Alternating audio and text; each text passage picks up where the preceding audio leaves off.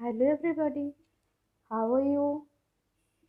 Okay, let's let us start our class. Okay, in last class I have discussed transactions in basic concept of accounting. There are some more basic concepts. Today I will introduce some more concepts or names that you will be coming across while you are studying the subject accountancy. ওকে আজকে আমি আরও কিছু কনসেপ্টের সাথে তোমাদের পরিচয় করাবো যেমন মাই today's concept is about business entity ব্যবসা কাকে বলে what is a business or বিজনেসে ইন অ্যাকাউন্টেন্সিতে বিজনেসের কি পরিচয় বলতে পারো বা এক্সিস্টেন্স তো business has a individual existence in the accountancy concept ওকে তার মানে it is treated as a separate entity it is distinct from the owner মানে মালিক ব্যবসার মালিক আর ব্যবসা দুটো সেপারেট দুজনে এক নয় বিজনেসকে একটা আর্টিফিশিয়াল পার্সন হিসেবে ট্রিট করা হচ্ছে and owner of the business is separate okay business is considered as a artificial person here and the owner of the business is separated. Hello, our next concept is asset. Asset kake bole? What is an asset? In accountancy, the property of a business is known as asset. মানে বিজনেসের যে সম্পত্তি আছে প্রপার্টিতে সেগুলোকেই আমরা asset বলবো। এই asset আমার কিছু অ্যামাউন্ট ডিউ হতে পারে অথবা in the form of cash হতে পারে অথবা কোনো benefit that will get from future asset that is also known as a asset.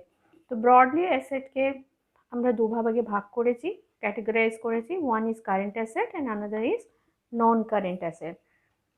Current asset হচ্ছে যেটা বিজনেসে ইউজ করা হয় আর যার থেকে আমরা মানে it's used for the purpose of producing goods and services. মানে অ্যাসেট তো আমাদের প্রফিটেবিলিটিটা বাড়ায়, so it is used in the business process.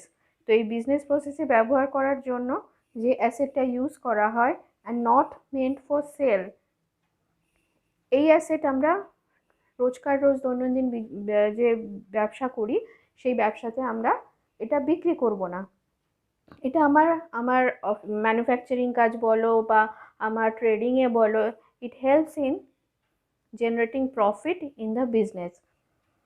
আর এই কারেন্ট অ্যাসেট যেটা, সেই কারেন্ট অ্যাসেটটা আমার convertible into cash within 1 year. Current asset is convertible into cash within 1 year. 1 year থেকে বেশি যেটা হয়ে যাচ্ছে, মোর দ্যান 1 year যে অ্যাসেটটা আমার ইউজ হচ্ছে বিজনেসে, that is called non current asset. So current অ্যাসেটের মধ্যে কি কি হতে পারে?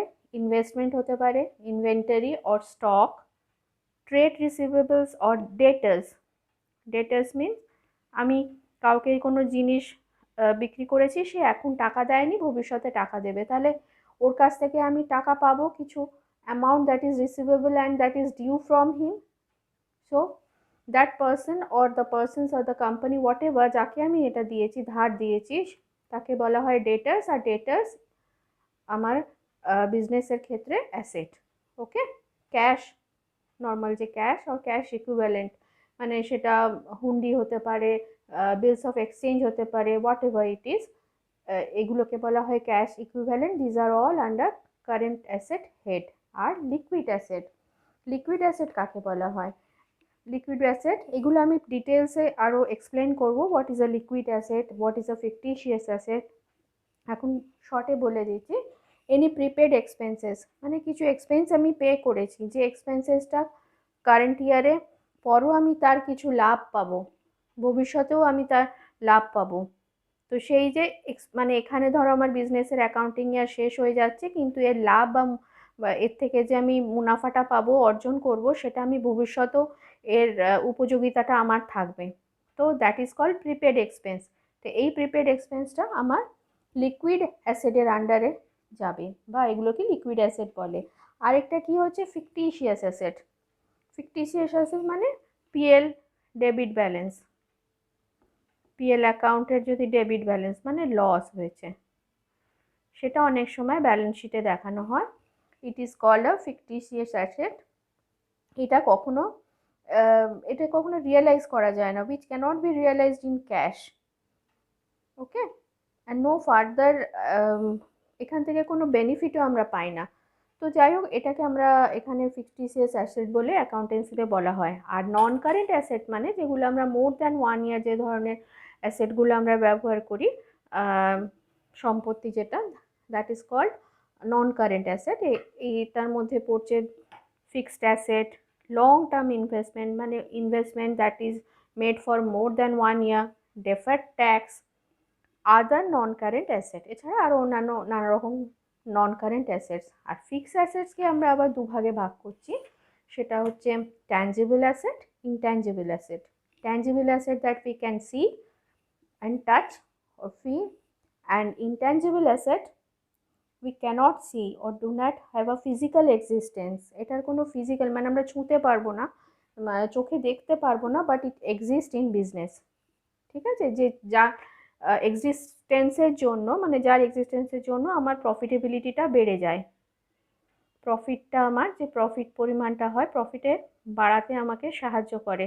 তো দ্যাট ইজ ইনট্যাঞ্জিবল অ্যাসেট, যেমন গুডউইল, পেটেন্ট, ট্রেডমার্ক, এগুলো ইনট্যাঞ্জিবল। আর ট্যাঞ্জিবল যে কোনো land and building, machinery, furnitures, computer, any vehicles used in the business, যে কোনো অ্যাসেট যেটা আমার বিজনেসের প্রোডাকশানে বলো বা ম্যানুফ্যাকচারিংয়ে বা ট্রেডিংয়ে আমার প্রফিটেবিলিটিটা ইনক্রিজ করতে সাহায্য করে, বা প্রোডাকশন প্রসেসটাকে রান করতে সাহায্য করে, that is called tangible asset under the head asset. Okay, now next concept is capital. What is capital in business? The owner of a business introduces goods, cash or asset, whatever the person or the owner of the business invest in his business is called the capital of the business. It may be goods, cash or assets. তাহলে owner যে মালিক, সে in terms of goods, cash, যা কিছু সে ব্যবসায় লগ্নি করছে, that is called capital of the business. ক্যাপিটালকে আমরা অ্যাকাউন্টসে একটা ইকুয়েশন দিয়ে যদি করা হয়, তাহলে capital equals to asset minus external liabilities. External liabilities, what is external liabilities মানে মালিকের প্রতি দায় ছাড়া অন্যান্য যে সমস্ত দায় বা লাইবিলিটি আছে বিজনেসের, that is called external liabilities. অন্য কারোর কাছ থেকে যদি কোনো ধার নিয়ে থাকে বিজনেস চালাবার জন্য, যদি ধরো ব্যাংক কোনো লোন নিয়ে থাকে, bank loan, it may be bank loan or creditors, person from whom loan has been taken, etc. These are called external liabilities. তো এই পোর্শনটা যদি আমি বাদ দিয়ে দিই, এটা ছাড়া মানে ক্যাপিটাল থেকে আমি এক্সটার্নাল লায়াবিলিটিস যদি বাদ দিই, তাহলে আমি পেয়ে যাব, সরি, অ্যাসেট থেকে আমি যদি এক্সটার্নাল লায়াবিলিটি বাদ দিই, তাহলে আমি পেয়ে যাব capital.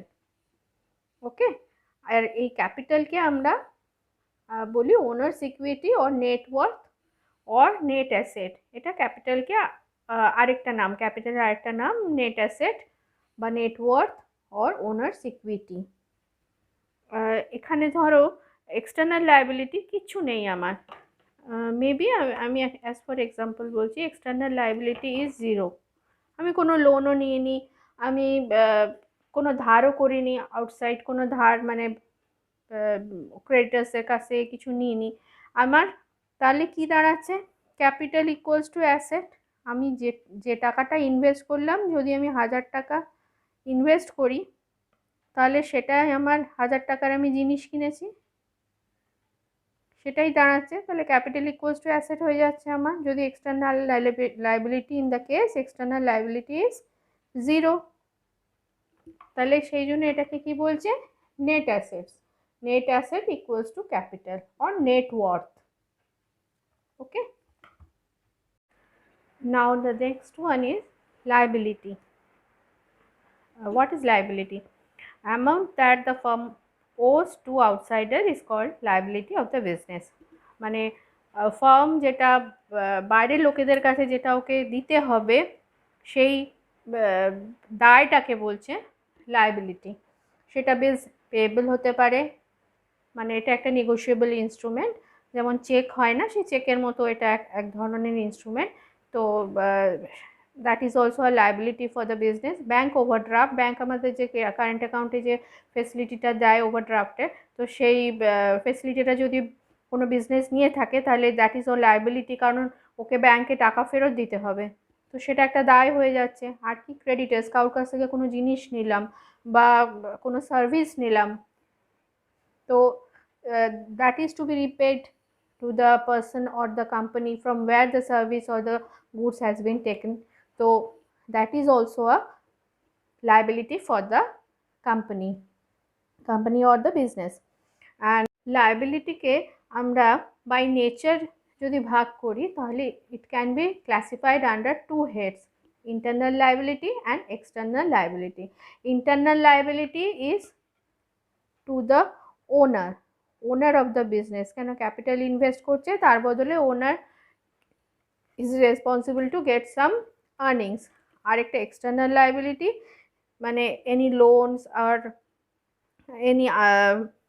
any other things that is taken from outsiders, that they are also liable to get the return from the business.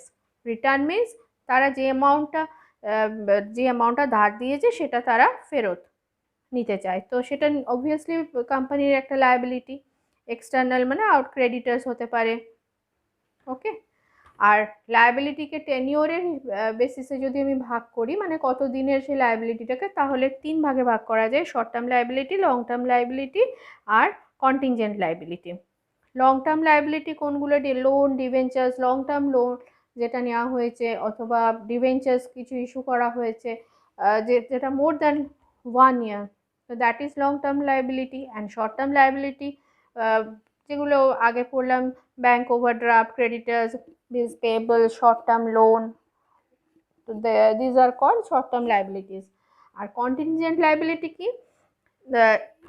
it depends on some specific event happening of some specific events এর জন্য, মানে কোনো একটা বিশেষ ঘটনা ঘটলে এই ধরনের লায়াবিলিটির দেখা দেয়। যেমন ধরো any bank debts, case owed, মানে ট্যাক্সেস ওড, বা লসুট চলছে কোর্টে, তার ডিসিশন এলো, বা সেক্ষেত্রে কিছু পেন্ডিং পেমেন্ট থাকছে যে পেন্ডিং কোর্টকে দিতে হবে, তো এই ধরনের কিছু ঘটনা যদি অ্যারাইজ করে, then it will be said as contingent liability.